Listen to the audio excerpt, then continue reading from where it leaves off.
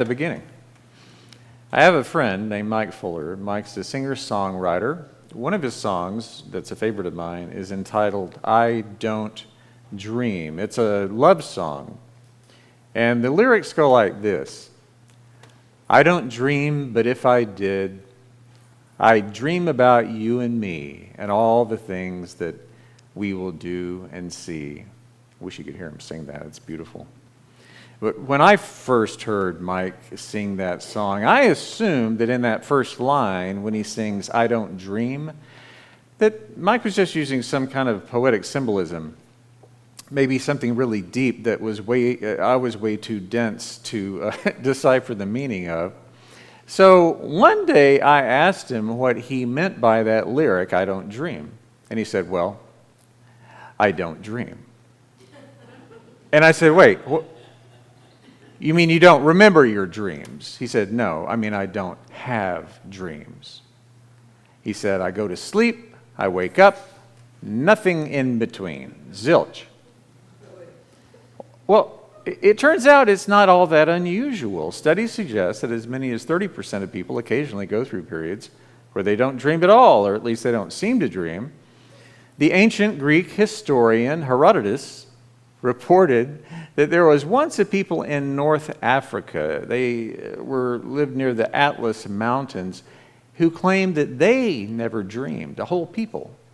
Of course, even if they or my friend Mike did not dream while sleeping, we know that all dreams don't happen when our head is on a pillow. We also dream during the day with our eyes wide open. We dream of what could be. We imagine a different, better world, perhaps, or we can have anxious dreams. That's very common. We can dream of a time when our anxieties might subside. We wonder that. When the wrinkle in our soul finally smooths out. When we can live without fear. We can dream of a world where people are not judged by their race or by their gender, by their sexual orientation or their wealth or their religion or their nationality. I still dream of a spiritual awakening where love overcomes fear and hatred. And those are all waking dreams, hopeful, forward-looking, but requiring a lot of courage to ever make them come true. And in many ways, whether those kinds of hopeful dreams occur when we're asleep or we're awake, those are the most powerful dreams of all. I suppose that's why when dreams occur as they're depicted in the Bible, that's the kind of dreams they are. They're just like that.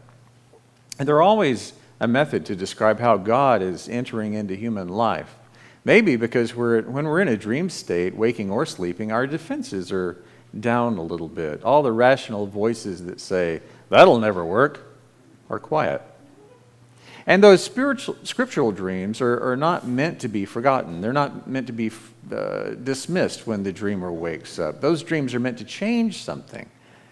The pattern's almost always the same. God shows up in a dream, or a messenger of God does, like an angel. The dream doesn't comfort or reassure the dreamer. It challenges the dreamer. And then the dreamer wakes up and they act.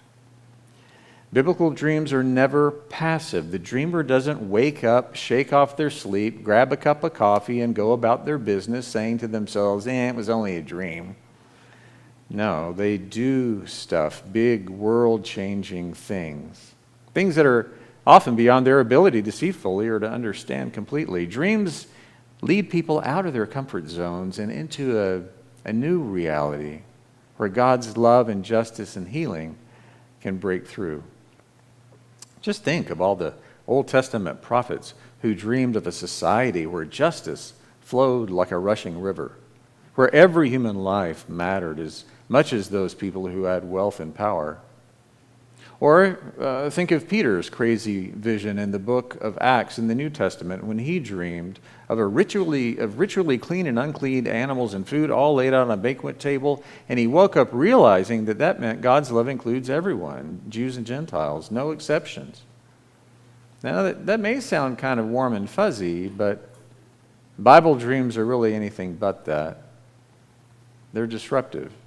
They're always filled with hope, but they're also way beyond anyone's expectations, beyond limits you and I so often impose on what's possible. These dreams are filled with challenges or dangers. They call people to act when they'd rather stay safe.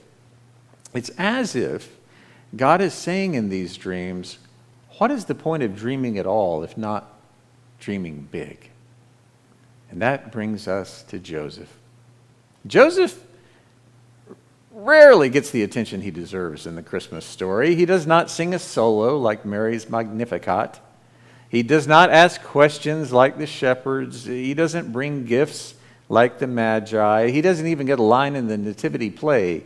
Even the innkeeper gets to say, "There's no room here." Now, when you were growing up, if you were ever cast as Joseph in a church Christmas pageant, you had one job. Just stand next to Mary, look supportive, but don't say anything. The thing is, though, absolutely nothing in the story of Jesus would have happened without Joseph. Because when God's dream came to him, he acted. Now that may sound sort of preordained. Are we going to have Christmas without this? But let's remember what kind of man Joseph was. Matthew has one word to describe him: righteous. Now, in Joseph's time, righteous had a very specific and rather heavy meaning. It's not righteous in the sense we often associate it with today. It's not self-righteous, as if Joseph believed he was better than other people. No, that kind of attitude would actually be the opposite of righteous, because a big part of being righteous was to have plenty of humility. It's much more about honor, respect, strength. But what Matthew was really trying to do in describing Joseph as a righteous man was to tell us about his religious views. And in that sense, it meant that Joseph was strictly obedient to religious law, especially all those purity codes set down in the Hebrew Bible, the Old Testament, alongside all the social customs and the notions of family honor that went with those codes of conduct. And one of those customs said that if your fiancée becomes pregnant before the official wedding, and it's not your child, you are obligated to end that engagement, to get a divorce. Now, you could do it quietly, sure, but it would still be the end of her life as she knew it. People would talk. She would be disgraced, cut off from polite society. Mary would have likely been consigned to the life of a single mother, possibly unwelcome in her own family's home. Her son in legal limbo, illegitimate, not able to bear the name or the lineage of any father. Mary would have been left to fend for herself and her child any way she could. And that was the relatively gracious option that a religiously righteous man could pursue to resolve this. And that's exactly the course Joseph was on. It even really exposed him to some risk, with people wandering and gossiping as they always do. What had really happened there? His own honor would have been dented. Still, he was willing to absorb some ambiguity and reputational loss to reduce the harm that might come to Mary, because the harsher interpretation of the law, it allowed for Joseph to accuse Mary openly of infidelity, to call witnesses, and to invite public judgment of her, and at the extreme, she might have even been executed by stoning. It's usually left out to the Christmas stories that we reenact. Now, that wasn't common for things to go that far, but it was not unheard of either. So in that 2,000 years ago Middle Eastern context, Joseph had a choice to make. Learning she's pregnant, and not by him, he's undoubtedly hurt, confused, angry, embarrassed, all the above. So he decides to dismiss Mary quietly. That's the compassionate version of righteousness. But it's still in line with the expectations of the culture and that time that he inhabited. It's just what a righteous man does. Then he has the dream. That nutty dream where the sacred breaks into the subconscious. An angel comes to him and says, "Don't be afraid to take Mary as your wife. Do not put her away, quietly or otherwise.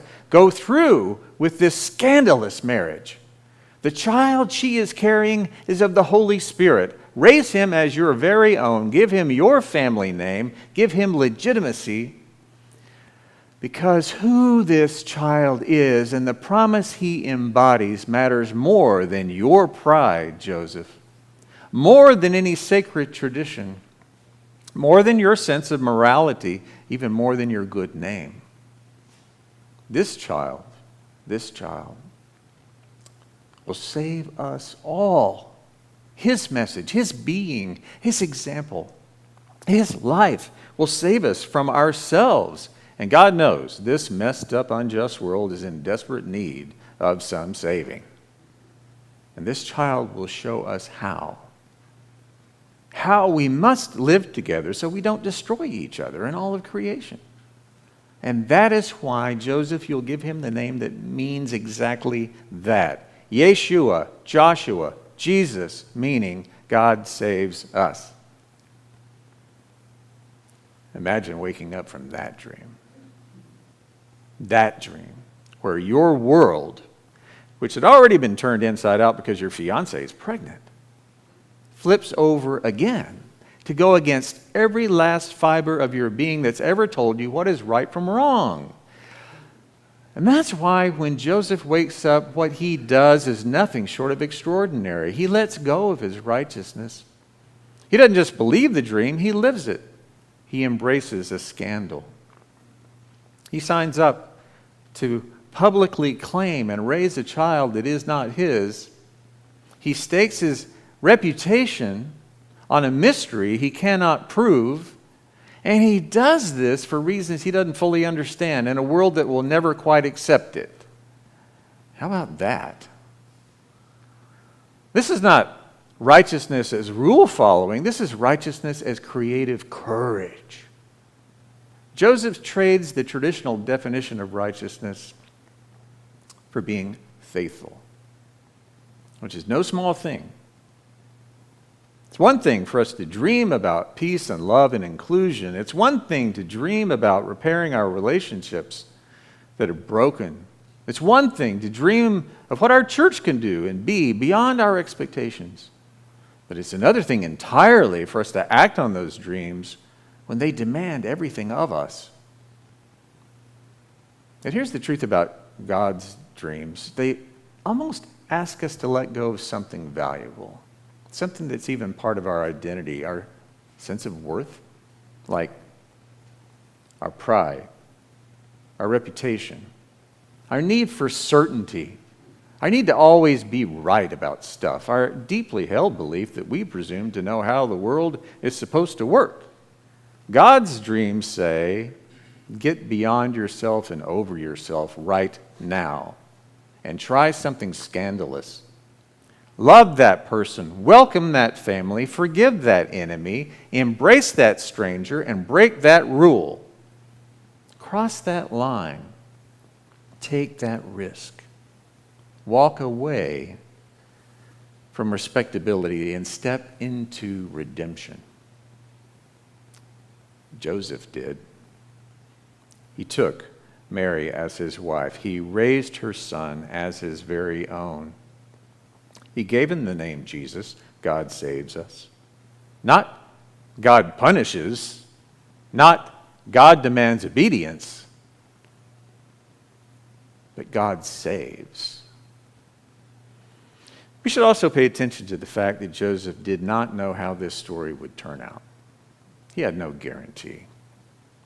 And the Gospels, they just don't give us much more information about him. By the time Jesus is grown, Joseph is gone from the story.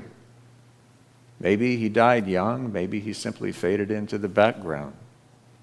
But his part, the dream he had the courage to follow, that changed the world. And that's how God works, through those who dream and dare to follow it into the daylight. Even if it's risky, even if it defies tradition, even if it's the last thing we ever imagined ourselves doing, that's what makes this story so powerful. And that kind of trust, that kind of action is exactly what the world needs right now from you and from me. Because we still live in a world that tells us to stick with what's safe, stick with our kind, stick in our comfort zone, stick with the rules, stick with what's always worked before, we'll be okay. We're incredibly privileged, you and I. Just keep our heads down and wait out this madness, this wrong. What can we possibly do about it anyway? But that's not God's dream. God's dream is always calling us forward, beyond our comfort, beyond our customs, beyond the boundaries we've outlined around our carefully curated lives. God's dream says, make more room, say yes more often, take the risk, love more boldly than we think we ever can. And just like Joseph, we may not see how it all plays out. We may only catch glimpses of what our yes leads to, but still, we are called to trust, to imagine with hope what lies beyond the bend in the road ahead, to trust that even the smallest acts of courage can ripple outward, to trust that the choices we make today will bear fruit long after we're gone, to trust that dreams, when they are honored, they can become flesh and blood. So, thank you, Joseph. Thank you for being far more than just some figure in the background. Thank you for listening to the voice of God that came not in a temple, not in a thunderclap, but in a fragile dream. And thank you for acting on it. And may we also be dreamers. May we listen deeply with our sacred imagination. May we act courageously. And in our own way and in our own time, may we make space for Christ to be born again. Amen.